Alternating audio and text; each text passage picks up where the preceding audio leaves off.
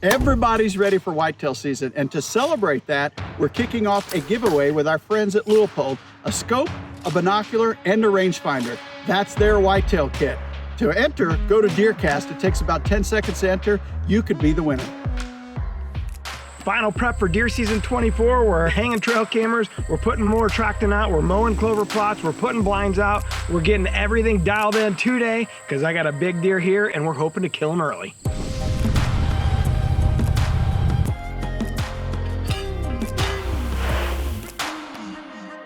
All right, we're up here at one of my leases that I've had for a lot of years. I'm with Will Nordman, and he's helping us this year. So Scott left Dree Outdoors back in March, and he went back home to work with his dad. So we had an opening. Will's helping us fulfill that opening. He's gonna be helping me film all fall, and he's helping on the farm. So what we got going on today, this is a spot that we've had for a long time, but the last couple of years really haven't had any mature whitetails on it.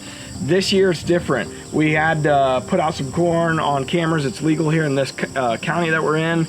And the cell cameras, I had a couple really good deer show up sporadically, but really mature, nice bucks. We're gonna go in and mow today. We're gonna go up to the staging plot where the clover looked great. We've had that rain we needed. So we're gonna put out a couple more cell cameras. We got some crushed attractant that I'm gonna put over some new corn that I picked up today. So we're gonna try to get some more inventory, put out some soft side covers over the muddy blinds that we got, and we really should be dialed in at this point, and there probably won't be much need to come back in here after this. So we got a long day ahead of us. It's gonna be hot. Ben's behind the camera, Will's helping me. You ready? I'm ready when you guys are. Let's go.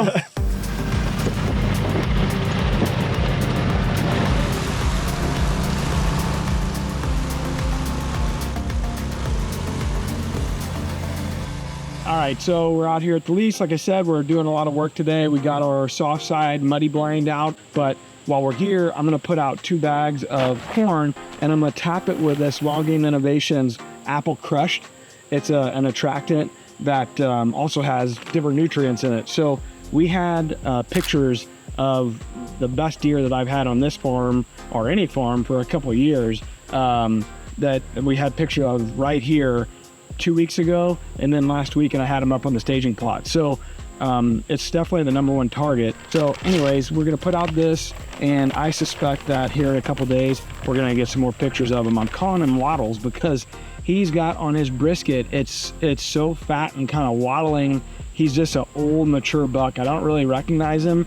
So hopefully he moved in and it's a bonus buck, but he looks very mature and he's got a real nice wide mainframe 10-point frame on him. So good mass, got everything you would want, some stickers on his bases. So hopefully this will help us dial in on him.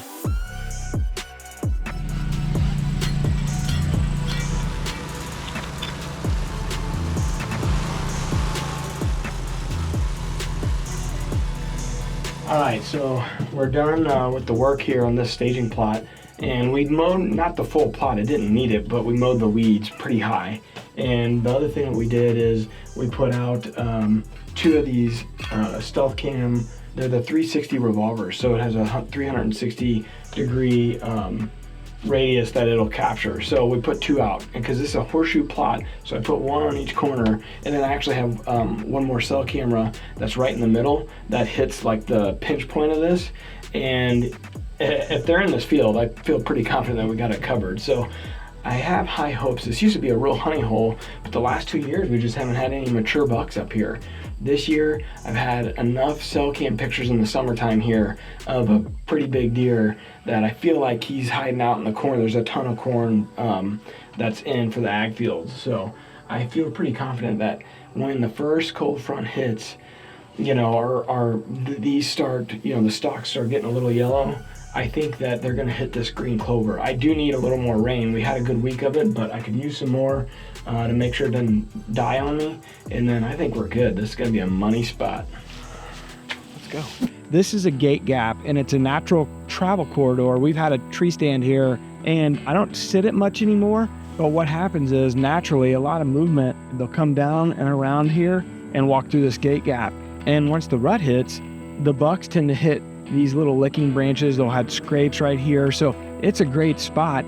I just don't sit it much because the staging plot's been so good for me over the years. So what we've done is, I haven't done this in years on this spot, I went ahead and set the camera out, put 2 bags of corn, and I laced it with this Wild Game Innovations Persimmon Crushed. We got a huge cornfield just over here. I mean, it's the cornfield is really large. There's a lot of ag in right now. So this is clover. We just mowed it. It was just overrun with weeds. So we're gonna need to come back and really give that some TLC. So what I'm gonna do, this will be the one and only time I'll put any kind of attractant out and feed, and we'll let it run its course. I'm going to Idaho for an elk hunt that first week of the Missouri season, so we won't be here until the end of September. So should be plenty of time for the deer to come eat it, get rid of any remnants, and we'll be good to go. So this is a really good tip as far as where to place a camera, and if you can't put feed out, where to place it.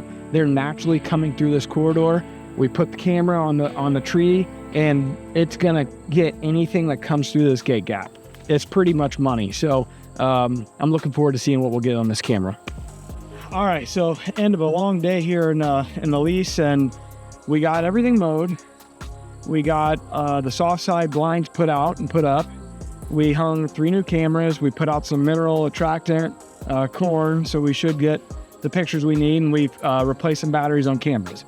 So only thing that I saw was the 2 clover fields that were overgrown with weeds. What are your thoughts on what we need to do next? So probably come back in a week or so, and I'll check it to see what we got to do. If anything, we'll probably hit it again with some spray to kind of see what that does, since we mowed it, somewhat high to kind of shade the clover from the sun, because it's supposed to be hot the next couple weeks. So hopefully we'll be able to get it to pop back out. We do need some rain, which we just got rain all this week, but the weeds were just out of control. So we had to take care of that. We'd even sprayed it, and it really didn't do much of anything. So hopefully by cutting it and killing it that way, it won't mess with the clover. It'll kind of shade it, and we'll be able to come back in a week or two and put some fertilizer or something on there to help it get back and growing again. So the positive was the staging plot looked great. Yep, looks amazing. So next time we'll probably be here together. It'll probably be deer season. All right, got everything done at the lease, but now we're headed to my farm, DeerCast, rain station, radar. It's all saying that we got rain coming, and I gotta get the plots mowed, and then we gotta get the plots planted, and we gotta get ready. All right, we're up here at my farm today, trying to do some food plot work. We got a drill rented, and on its way here this afternoon, we're gonna drill some biologic last bite up here on my south end of the farm, about a ½ acre food plot. So we killed this field with a chemical about 2 weeks ago. So I'm gonna go up and cut it about 8 to 10 inches high and just kind of top it. And then that should actually create some thatch that might help the growth and just help browse pressure off the last bite as it's coming up. And hopefully we won't hit too much of a heat up period at the end of August, which typically happens, but I'm gambling to go a little bit early this year. Usually I play it closer to the end of August, early September to plant. So that's what we're doing today. Lots to do and a short amount of time to do it. So let's get through it.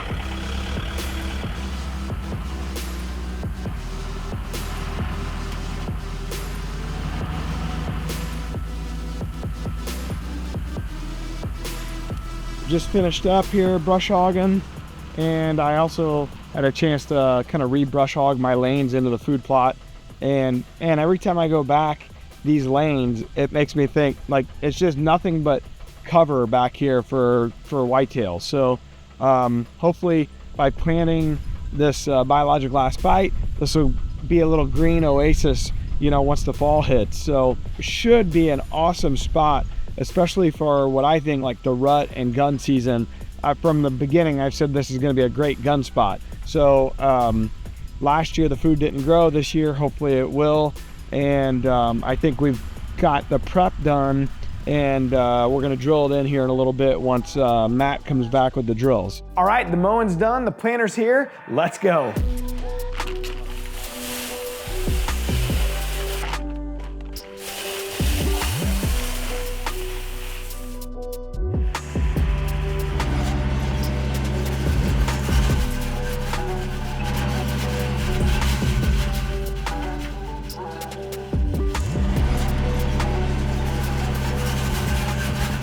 All right, we got everything done. Everything's in the ground that we wanted to get in there, but I'm a little bit worried. We got rain coming in the short term. It's that long-term DeerCast forecast that's scaring me a little bit. I guess we'll have an update for you in the next couple of weeks, but in the meantime, thanks for watching this episode of Deer Season 24. So I think one of the game-changing things that have occurred for us that have changed the way we hunt over the last 5-6 years are the muddy blinds, whether it be the Bull XL, the Penthouse, any of them. If you look at how they're constructed, you look at the walls, you look at the windows, you look at the way the roof fits, they're built to last a lifetime. So it's incredible how many times we've been able to fool a deer's nose. And that's exactly what I'm talking about when it comes to something that changed the game for us. These particular blinds have changed the game for us. We used to build what we called scent-proof blinds. Anymore, the muddy handles that for us.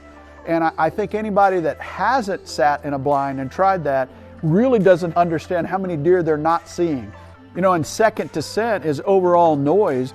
With the insulation in the walls and the roof, they really don't hear you on the inside either. Now, of course, we're trying to be quiet, but if you do drop a rangefinder or you do make a little bump, generally, those deer do not hear you, especially if there's any wind speed outside. And if you need to move one, you can put skids on the bottom of the blind, or if you need to pick it up and move it with a tractor, you can do that, so you're not stuck to one individual place. They're pretty easy to move, and we're very mobile with them, and when we need to attack, we move it, put it where we need it. You know, blinds aren't for everyone. A lot of guys want to stick to the tree stands, which is okay. They've got those too. But if you want more information on the blinds or you're curious about them at all, go to gomuddy.com and check out all the specs. Pretty cool. We're adding new videos every week, so make sure to click that subscribe button and check out all of our amazing content. This episode of DoD TV is brought to you by DeerCast, the most advanced deer movement predictor ever.